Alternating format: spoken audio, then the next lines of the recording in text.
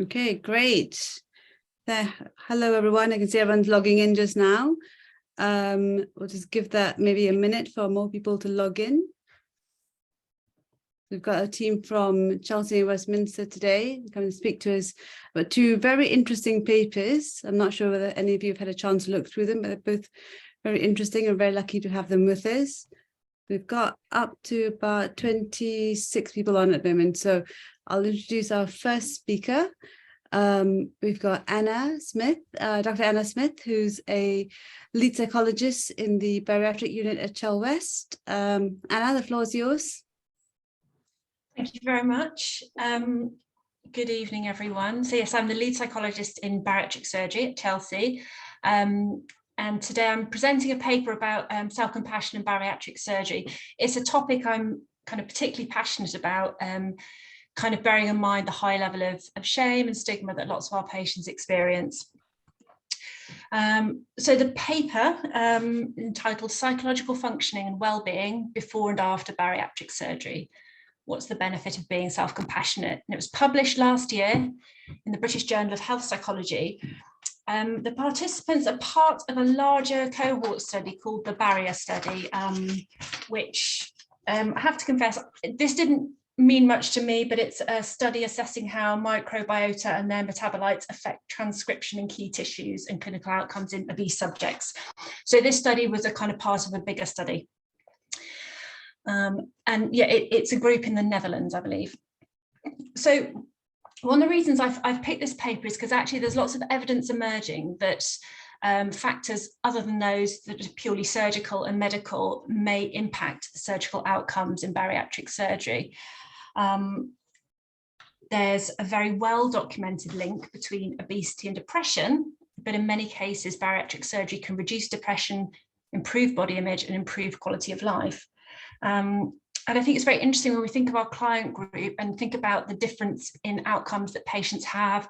You know, some of them do very well, but others may not kind of reach optimal weight loss, or they may have weight regain. And we're trying to understand what factors may lead to those things. So increasingly interest has kind of grown in what factors may be involved, with people looking at lots of different psychological factors, including things like personality, motivation, psychopathology. So this paper is kind of adding to that body of research. The authors also talk a lot about how kind of improving psychological well-being can have an impact in the longer term, so helping people kind of maintain their weight loss. And self-compassion is a funny construct. It can get a bad name for being something that's a little bit woolly, you know, just being kind to yourself. And sometimes actually my patients misuse it. They say, oh, you know, I was really kind to myself today. I'd had a hard day, so I allowed myself to have a takeaway. But actually what we're really thinking about with self-compassion is really helping our patients engage with the idea that suffering, failing, difficult emotions are all an inevitable part of our life. So Christine Neff has written a lot on compassion, talks about this idea that to have high self-compassion means that we treat ourselves with care and kindness, are mindful of our distress, and understand that all humans experience failures. So when we're thinking about our population and self-compassion, is thinking about, you know, our clients' ability to, you know, treat any kind of setback or relapse they have with kindness, but also have that resilience to kind of bounce back, to refocus, you know, after that time. You know, so they might have attended a family wedding and had loads and loads of food, and being able to say, okay, that was just one day and now I can move on to the next day. Another side of this is that lots of my clients find their difficult emotions really hard to manage, and so they'll try and numb them out by eating lots of food perhaps, or engaging in emotional eating. So self-compassion is about people being able to engage with those difficult emotions and find healthy ways to cope with them rather than just trying to numb them out. There's also evidence that improvement in mindfulness can assist individuals with unhelpful eating behaviours. So that's thinking about things like grazing, seeking out high fat, high sugar foods, So those are kind of how self-compassion would kind of directly apply to our group of clients. And again, this has been sort of well documented in the literature. So it's been positively associated with facilitating weight loss and maintaining weight loss, health promoting behaviours, lower levels of psychopathology, higher quality of life, and has a negative association with kind of particular eating disordered behaviours, but also some of the eating behaviours we might see in our groups. So what this study aimed to do is to kind of look at the impact of bariatric surgery on weight loss, but also look at the impact on some of these psychological factors. So things like depression, quality of life, body image, self-efficacy for health promoting behaviours. But also they wanted to ascertain whether this change is facilitated by self-compassion. So it's a longitudinal prospective observational study. I've flagged up sort of some of the exclusion criteria because I think it's quite interesting. I'll refer to it later. So the first set are, primary lipid disorder, known genetic basis for glucose intolerance or insulin resistance, coagulation disorders, uncontrolled hypertension, renal insufficiency, pregnancy and breastfeeding, more than 14 units of alcohol a week, and a medical condition not related to obesity. But then also they excluded anyone who had a psychiatric condition, which had an impact on the sample, and I'll kind of refer to that later, but I just wanted to flag that up now. Oh yeah, sorry, it's important to note that actually the sample overall then had a kind of mean score of depression that was pretty low and actually not in the clinical range. So it's psychologically quite a kind of healthy population. These are participants, 126 of them. Their average age 46.4, BMIs, 50% had a BMI of 35 to 39.9. A third were in the range 40 to 50. No one over a BMI of 50, which again I think is quite interesting because when they looked at the excluded subjects, actually the excluded subjects had a higher BMI than those who were included. So again, it's a particular group of bariatric patients, largely female as well. 325 were included, 289 were assessed, and 258 went forward to surgery. They collected follow-up data on 126 of those patients. That's because at the time of writing the article, lots of people hadn't completed a 12-month follow-up, so they weren't able to collect data. 120 had a laparoscopic Roux-en-Y gastric bypass, and 6 had an omega loop gastric bypass. So in this study, all the patients are given these self-report measures for psychological factors at time 0. And time 0 is some point before surgery. It's not clear when that is in the article, but then they were followed up with the same measures 12 months later. And they include all these different measures, quite a standard depression measure, a measure to assess quality of life, which looks at things like, because of my weight, I have difficulty getting up from chairs, a body image questionnaire, self-efficacy for eating behaviour, so that assesses people's confidence to be able to sort of resist eating at particular times. So for example, I can resist eating when I'm in pain. A self-efficacy for activity scale, where they looked at people's kind of ratings of ability to be active, and then they looked at food cravings, so where higher scores indicated higher food cravings. Here are the results. So they did a sort of repeated measures t-tests and found kind of significant change from kind of pre-assessment to 12-month post-surgery. So significant changes in BMI, in depression, quality of life, body image, self-efficacy for exercise, not for eating, food cravings, and self-compassion. And they'd done this Benjamini-Hochberg correction for the multiple comparisons. They then went on to do the regression analysis to see the association with self-compassion. And they found that higher self-compassion had a significant association with lower depression post-surgery, greater quality of life, better body image satisfaction, and increased self-efficacy for eating behaviour. It didn't have a significant association with BMI, self-efficacy for exercise, and food cravings. So, kind of overall, patients lost about 30% of their weight. And, you know, there's a significant improvement in lots of these psychological factors, which, you know, we would expect. But what was interesting was it showed that those who were highly self-compassionate before the surgery had better outcomes in regard to their depression, their quality of life, their body image satisfaction, and their ability to control their eating behaviours. Self-compassion did not account for their post-op BMI, their food cravings, or their self-efficacy to be physically active. So kind of what does this mean for us? So it sort of emphasises the protective role that high self-compassion can have in our bariatric population, which has already been documented in these other eating disorder populations. And the authors talk a lot about how perhaps, you know, these individuals with high self-compassion may be much better able to deal with what life may throw at them.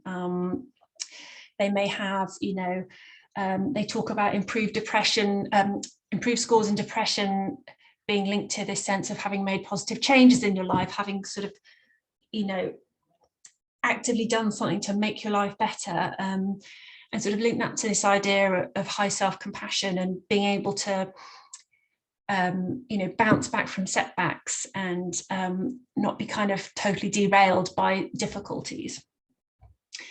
They talk about the sort of lack of association with BMI, food cravings, and self-efficacy.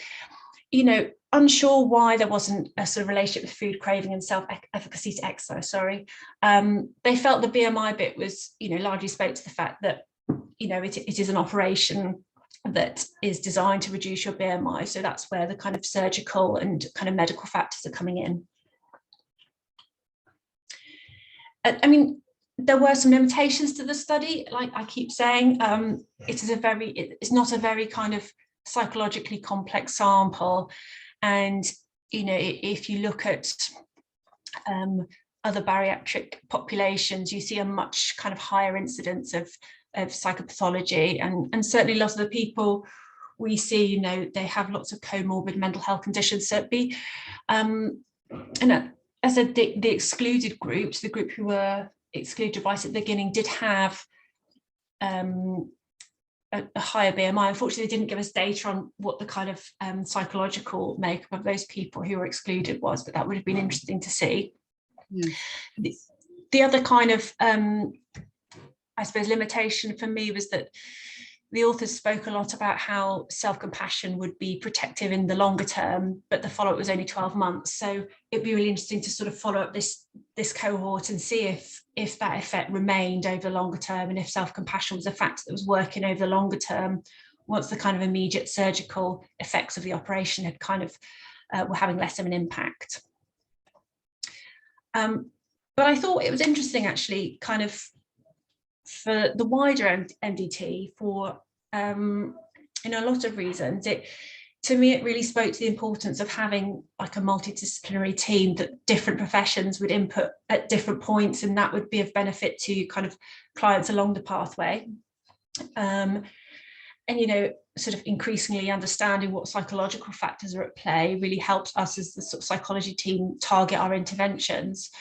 To think about whether we need focused self-compassion interventions for individuals on the pathway, or even kind of identifying whether those people with low self-compassion may be at risk for, you know, not such good psychological outcomes.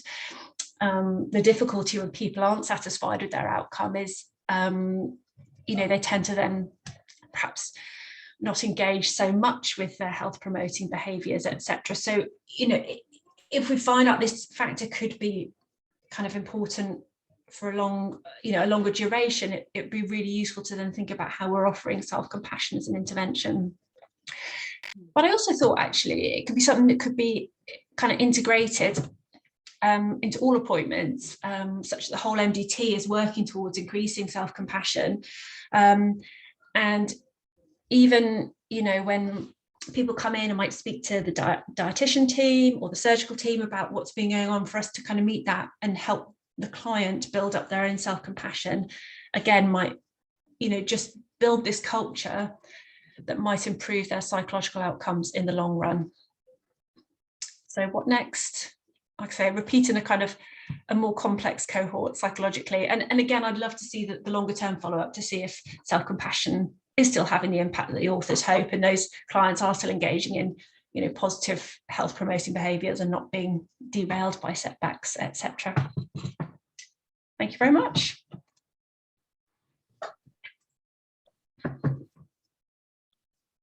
Do we have? Sorry, I said thanks very much. That was really, really eye-opening. I think it's something that maybe a lot of us think about, but not something that we maybe see formally. You know, it's a very good paper for lining things up, I think. Before I open up to questions, I hope you don't mind if I just introduce the rest of your team and your colleagues. So with us today, along with our doctors, Ms. Anna Kamoka, who's the locum consultant at Chelsea West for bariatrics, as well as Mr.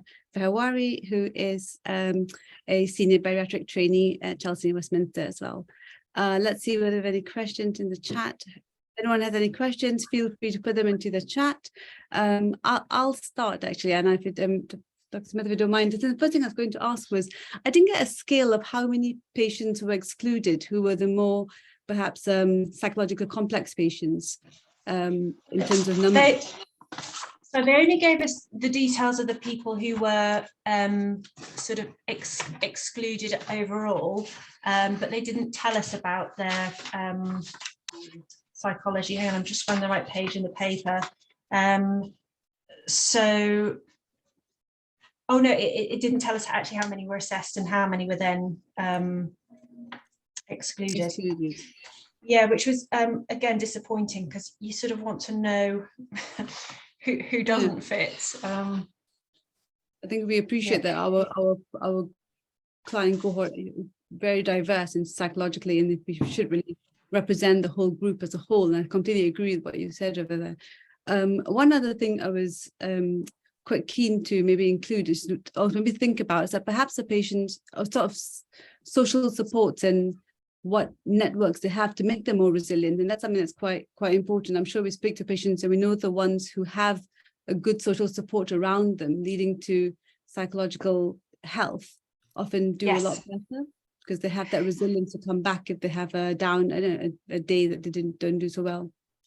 Exactly, and actually kind of another kind of element of compassion is the idea of being connected to other people and understanding that you're going through things with other people and other people go through hard times. So actually to have that network of people who can kind of help keep you buoyant when things aren't going so well, and not necessarily offering any sort of practical support. It's more that sense of like, we're in this together, you know, and that can help build compassion.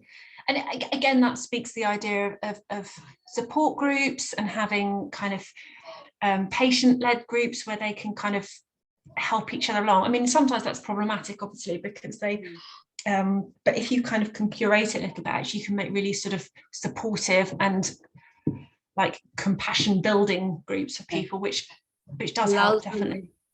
Yeah, it allows them to think that they are allowed to have compassion for themselves. You know, someone else has compassion for them. I've got a question. So, Ms. Kamoka.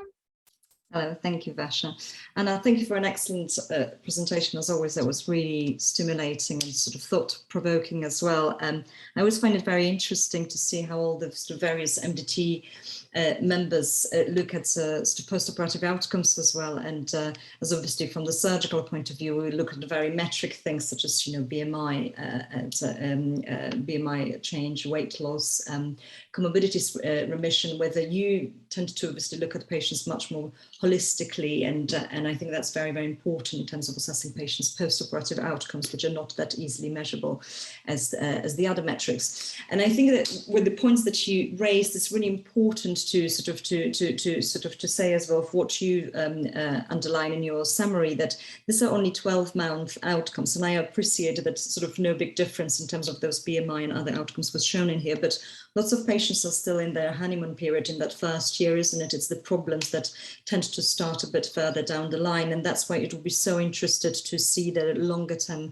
impact of this of the self-compassion and the psychological impact in here when the patient go through the second year, through a bit of weight regain, how they how they cope with that as well, and how they get on with it, especially when they get out of our sort of NHS follow-up window as well. Obviously this is not an NHS-based study, but when they go outside the NHS, they sort of our routine follow-up window, and when they go into the very long-term follow-up, because I think it'd be very interesting to see, and perhaps we would see the differences at those stages. I'm not sure if you would agree with that, Anna. No, certainly, and actually thinking about the post-op patients that I'm working with longer term, when their weight loss has maybe plateaued and, you know, perhaps reached a weight that wasn't quite their goal, or not had the whole kind of outcome that they wanted, a lot of the work we're doing is compassion focused. It's helping them kind of, I suppose, not come to terms with that, but accept that and move on with that and move on with their life, rather than being kind of sort of totally disappointed that they haven't met the weight goal they wanted. So I'd be fascinated actually to see what happens to these patients, you know, in that following 12 months. Like you say, it is the real honeymoon period where people are very focused, but I guess, you know, the authors would be hoping that those who are highly self-compassionate would be able to keep things going, you know, through the next 12 months, 24 months. Thank you. Got a few comments and questions here. Kirsty Gallen just agrees that a more clinically representative study would also be important. We've got a quick question by Zama Ali. Vitamin deficiency, do you think that also affects people's self-compassion pre and post bariatric surgery? Vitamin deficiency? Yeah. Oof. I don't know. I really don't know, to be honest. I don't know if anyone else knows about vitamins and self-compassion, but it's not something I know about. Something to look into, perhaps. Yeah. That perhaps a role for an RCT would be needed in this area to see if there's any evidence of compassion, self-compassion having an impact pre and post surgery. I think that's certainly a point that you've also alluded to already. Definitely. And with all these things, I guess it's very difficult to kind of, because there are so many factors involved, it's difficult to tease out all the individual bits and pieces. So, I mean, this study's good in that it gives us a starting point, but I agree you could really kind of make the research more robust and have more definite outcomes, definitely. Yeah. So I think that will let us bring our first paper to a close. And thank you very much. Thank you very much. Stop the share. Thank you, Anna. Thank you. And I'd like to, Matthias, your Yeah, I'm just gonna share my screen. share screen with us. Can you see my slide? Yes, we can. Fantastic. Excellent. Hi, I'm Matthias Fehervari. I'm an STA trainee in bariatric surgery in Chelsea and Westminster Hospital, and thank you so much for inviting us and me to present this paper that we published a few months ago. So thank you very much, Ms. Komopka. It's a great opportunity. I had a very special, on a personal level, I was always very interested in revisional surgery, because my very first bariatric case I've done was a revision of sleeve to a Roux-en-Y gastric bypass, and that kind of mesmerized me, I should say, and taken me in. And since then, I want to be a bariatric surgeon. So I had a very special interest in this topic. And when I was reading the literature, we always found that people are presenting data on sleeve to bypass conversions, but they present it as in one group of patients. And we know that there are various indications to do this to do this operation, to convert a sleeve gastrectomy to a Roux-en-Y gastric bypass. And I always wanted to know what's the outcome in relation to the indication, both weight loss and diabetes and other comorbidities. Hence, we conducted this systematic review and meta-analysis, which I would like to present to you. As we know, laparoscopic sleeve gastrectomy is the most frequently performed bariatric operation around the world these days, which have got quite well-defined or well-known complications, which is probably the most common is gastroesophageal reflux disease, which affects a significant amount of patients or can affect a lot of patients. And we do know that those patients needs to be converted or are currently converted into a Roux-en-Y gastric bypass. However, I know there are new papers and new studies coming out that showing that that doesn't always work. But then there are some studies and people were doing conversion for insufficient weight loss or failed remission of type 2 diabetes. But we don't really know what the outcome for those, because, as I said, everybody presents the data in as a one whole group, and then some patients may have got reflux, but they actually lost a lot of weight, so they expected to lose less. So what we wanted to do is determine the indication-specific weight loss, and as it's very difficult to conduct an RCT in this topic, because obviously we don't know who's going to lose the weight and who's not going to lose the weight and who's going to go into remission in terms of diabetes and who's not. Hence, we cannot do an RCT. What we can do as a second best option is a meta-analysis. We know that revisional operations are difficult and needs experience and high volume. So expected to come, and previous studies highlighted that it comes with significant complications. So we wanted to see how bad they are. Pharmacotherapy is coming, semaglutide is here, and I presume it will be used, or if not currently already used, to treat insufficient weight loss and diabetes after a bariatric operation. But the effectiveness of this drug will need to be evaluated, hence there needs to be a benchmark, and we wanted to show that benchmark, that what can you do on someone who already had bariatric surgery with another surgery. So semaglutide and other pharmacotherapy can be compared to. And obviously wanted to know the weight loss and remission of comorbidities outcomes as well. We conducted a systematic review on the most common databases, researched the most common databases as presented here on my slide for the last 12 years. We use the following quite obvious mesh terms in terms of sleeve gastrectomy and synonyms, as well as revisional surgery and Roux-en-Y gastric bypass. And we use the random effect model, random effect analysis in forms of single arm forest plots to demonstrate our results. I mentioned randomized control trials, and this was inclusion criteria. Before we started the search, we obviously did not find any RCTs, but have found some prospective and retrospective cohort studies, case control and cross-sectional studies. We only included studies that were discussing STOBIes. The outcome of interest was resolution of diabetes, weight loss and complications, and we only looked at papers that were published in English. We deliberately left the search very broad, because we really wanted to find all the cases of sleeve to bypass conversion. Hence, this sort of reflected on the high number of our initial search results, which is nearly 8,000 papers. So it was a good exercise to go through all that. But then through this rigorous screening, we finally identified 44 studies. And I believe that at the time of this paper, there were no other sleeve to bypass articles available. Also, on the top of getting these papers, we also made an attempt to contact each individual authors of this paper to ask for extra data, but I'll come to that in a minute.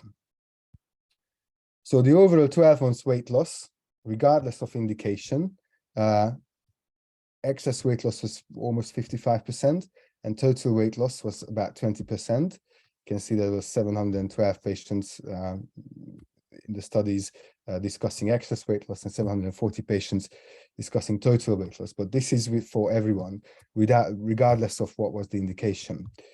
Now, when we look into insufficient weight loss, and that was the primary interest, what we can see that there were about 300 patients who were published, who had conversion for insufficient weight loss from sleeve to gastric bypass. And they have an approximately similar 54% excess weight loss. However, their total weight loss, these are slightly different studies, appears to be higher than when we look at all patients, so about 3%, so about 23% higher. Now, some of these studies I mentioned that we contacted the authors. We wrote to every author and asked them for data in terms of indication, because this is not something that's often published. So hence some of this data is actually unpublished, but it's contained in these forest plots. In terms of medium term, so 2 to 5 years we're looking at, what we see is that the weight loss appears to remain more or less stable. Total weight loss is about 20%, and excess weight loss is a little bit less, 45%. Now, looking at the BMI change for the whole patient journey from pre-sleeve to the 1 year after the gastric bypass, we see that these individuals, these 500 patients that we got this data for, lose about 13.5 points, BMI points over the whole journey. Now, diabetes remission, on average, we found 34% of patients were diabetic or remain diabetic after a sleeve gastrectomy, which is sort of matches what we see in the literature. Once they were converted, so that half or 53% of these patients actually went into remission following a conversion to a gastric bypass. I know now everybody is going to ask, how was diabetes remission described, and how was insufficient weight loss described? And that is something that this is a systematic review. So we used the author's own definition on what is diabetes remission or what is insufficient weight loss. So the way they defined it in the paper, and if they defined it as such, we included it in the analysis.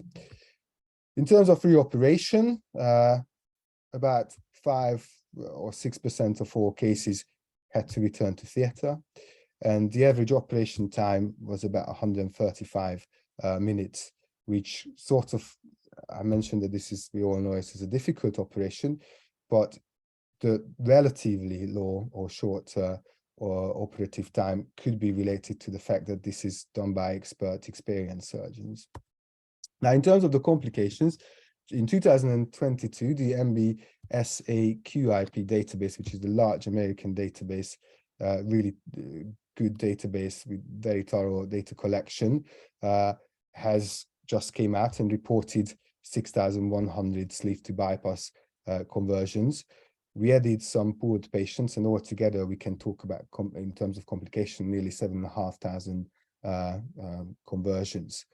Now, Clevy and Indol 3 or higher complications was 8.2%, but I must say that anastomotic leak, anastomotic strictures were relatively low, below 0.5%, and the average hospital stay was about 4 days.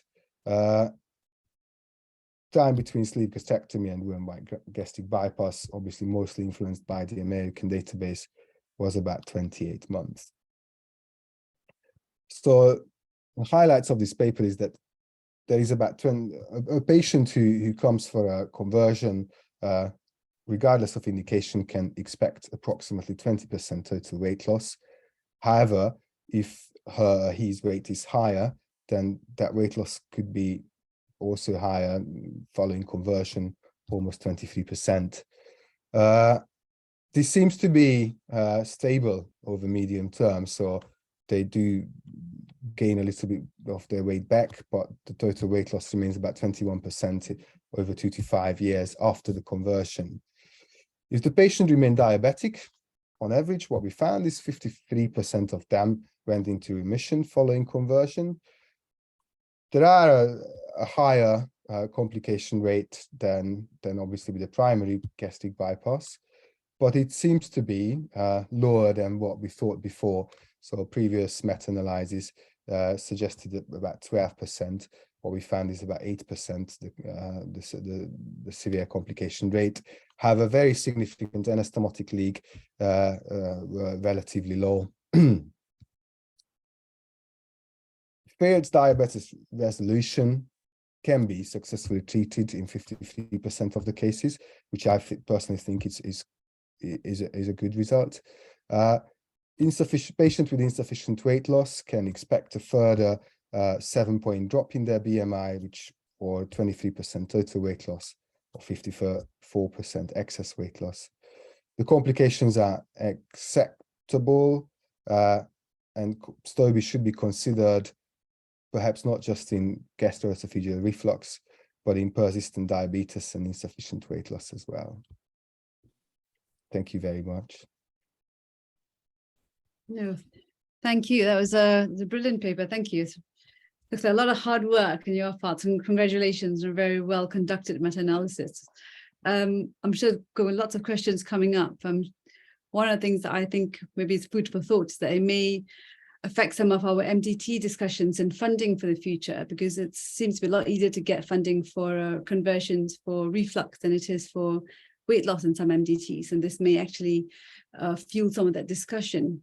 So the first question we have is from Peter Vassas, who has a question for you, Matthias, about what was the baseline weight, and I'm not sure for which group he means, but in the pre-sleeve, the baseline weight that you have quoted, is that pre-sleeve or pre? Post-sleeve. So the 20%, the weight losses that I say is the weight that they lose after the conversion. So the 23% total weight loss is after the sleeve.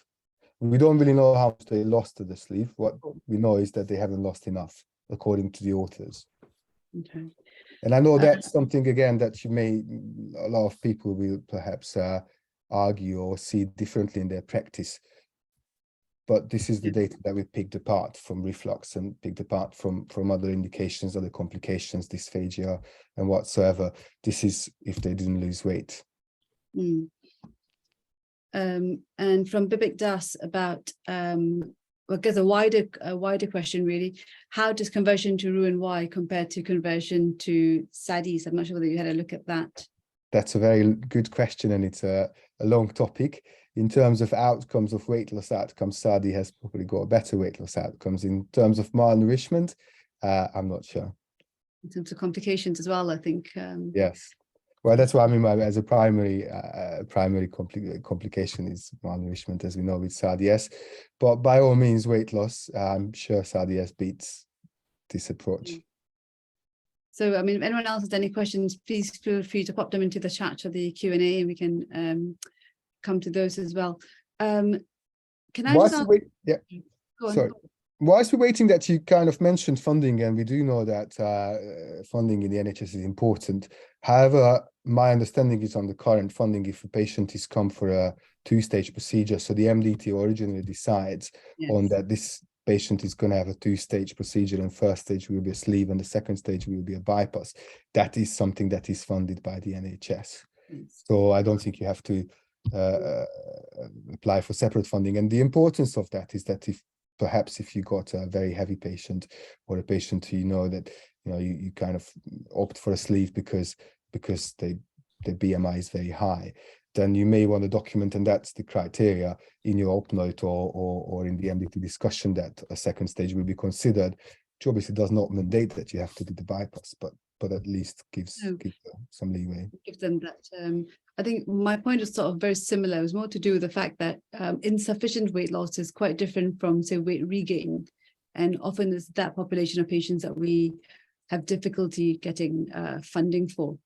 Then you have to look at, semaglutide or something else like that, which is, and I'm not sure whether you looked at any of those patients who had weight regain, whether they're insufficient weight loss. So that's a different, that's even more difficult to pick apart.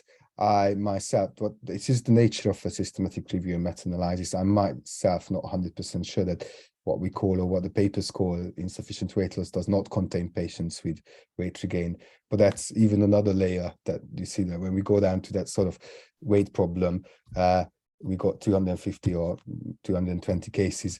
If we go into even more details, then that case number will drop, and perhaps it's not going to be meaningful to do meta-analysis. But I do share your concerns that definitions are important, but a meta-analysis or a systematic review is the nature of it, and the downside and the upside as well, in a way.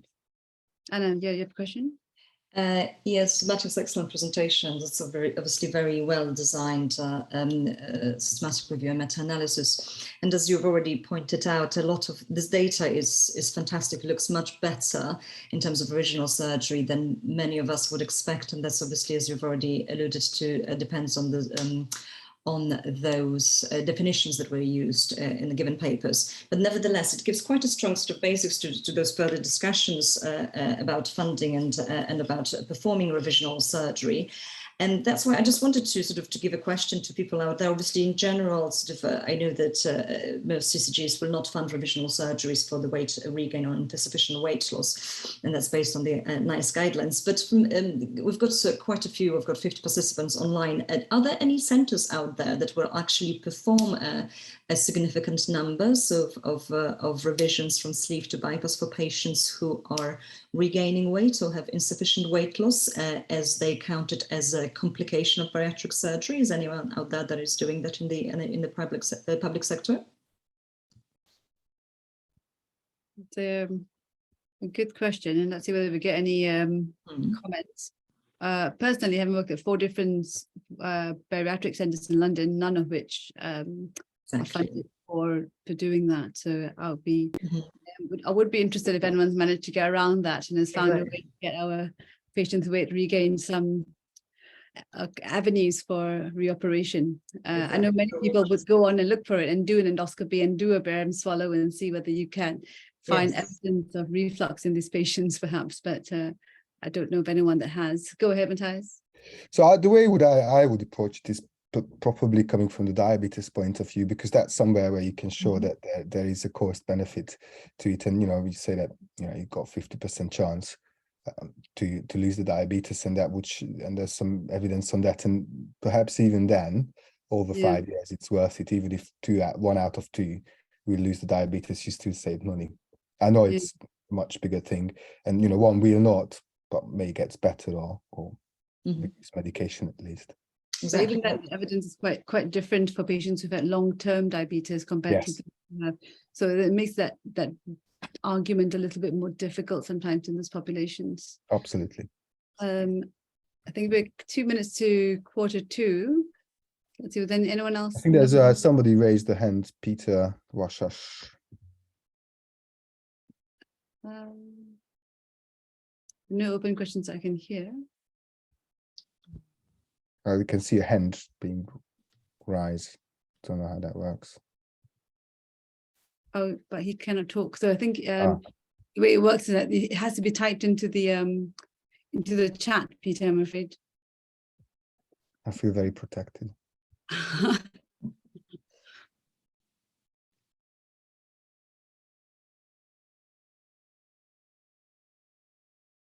I don't know whether we can.